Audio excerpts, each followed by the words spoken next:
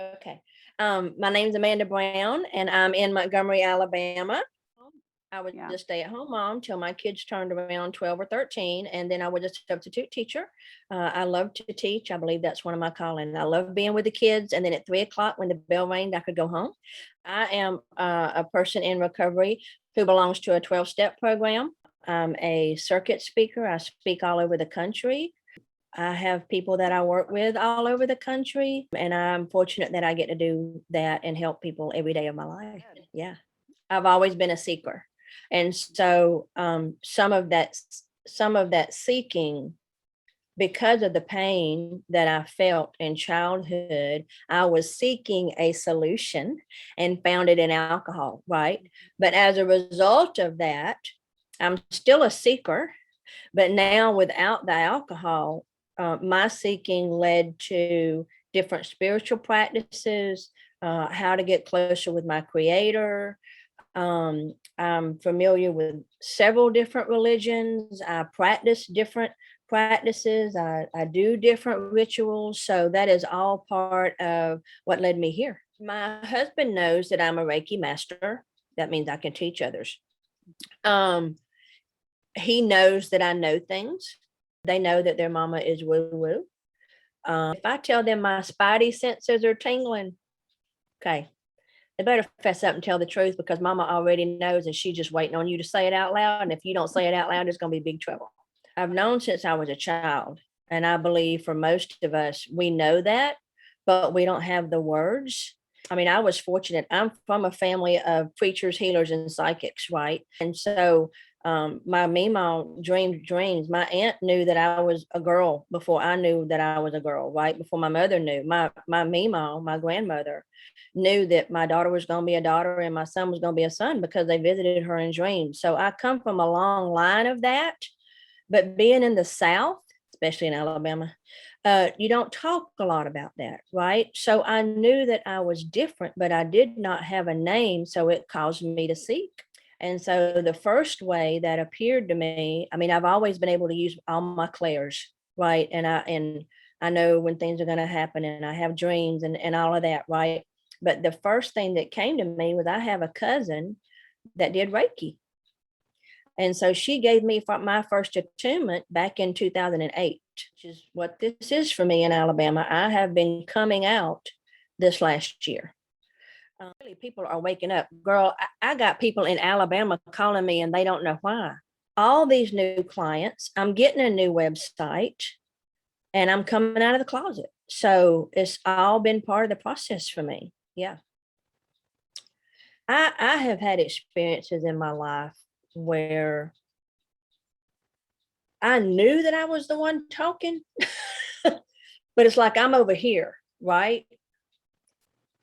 I knew it was me talking, but it ain't me talking, right? I'm over here watching it going, oh my God, I can't believe you just said that, right?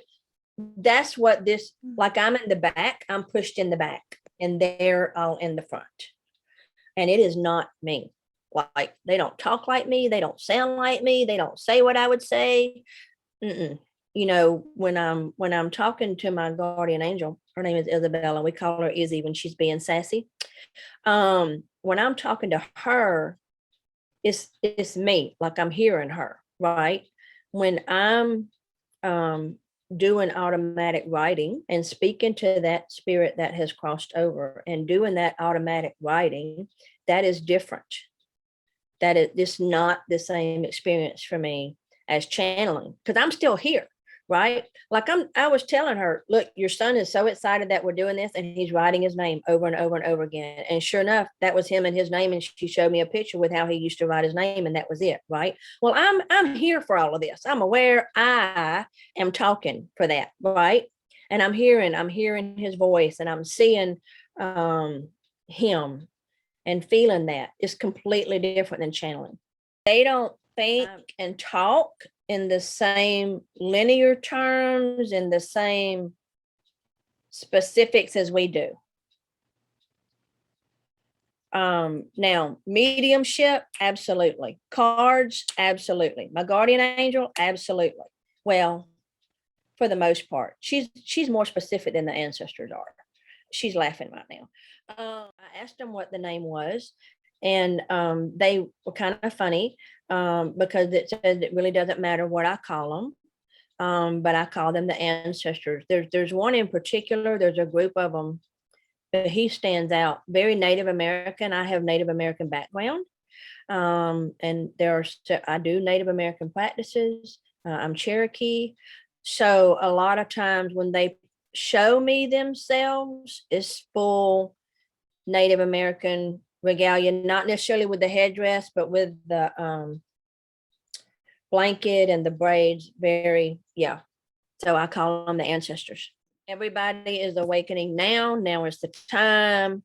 We have brought you here at such a time and such a place as now. So that has been the biggest message now. And for us to raise our voices, to not be shy. Now is the time. Now is the time. Now is the time. Now is the time. Now is the time. Guess what time it is? Now is the time. I mean,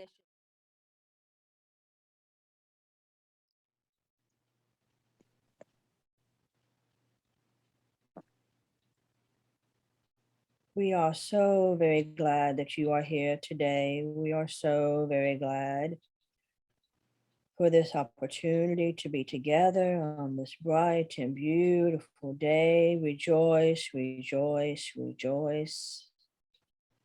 Hallelujah for this time together. We are so glad. We are so honored. We have always been and we will always be. You're part of you. You are part of us, as we are all one. Love is, love has always been, love will always be. It is a thread unifying everyone and everything and every creature in your space and time that you are currently residing in your human form. Love is. You know it when you feel it. You know it when you see it. You know it when you hear it. You know, your soul knows that was love. That tickles us because the human Amanda has already told you what our message has been. The time is now. The time is now to raise your voices and share with one another so that this collective consciousness can be can arise in you and make the new heaven on earth. It is important for all of you to raise your voices and share your knowledge and share your experiences so that we can bring this about quicker. Do not be shy. Do not be afraid. We are with you.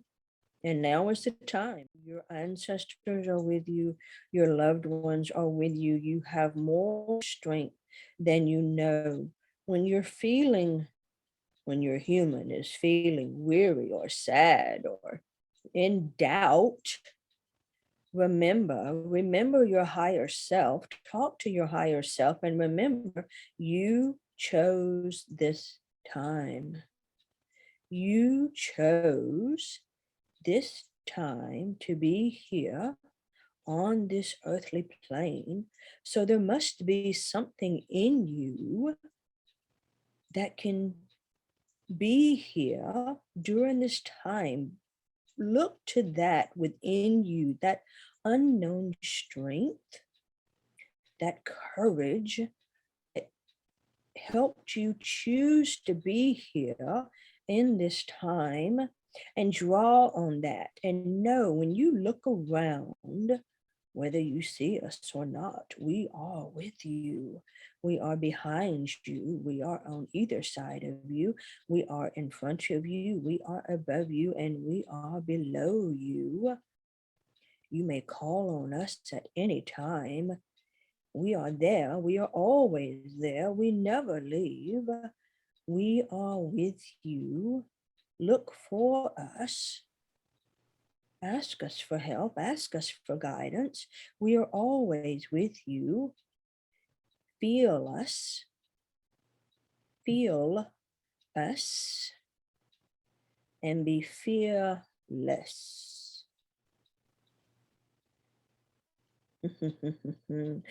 Be sure and tell our human she did good.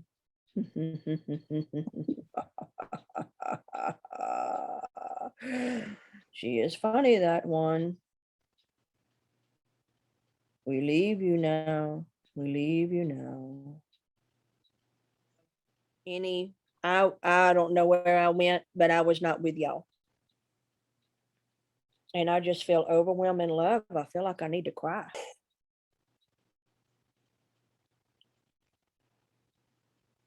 So much love.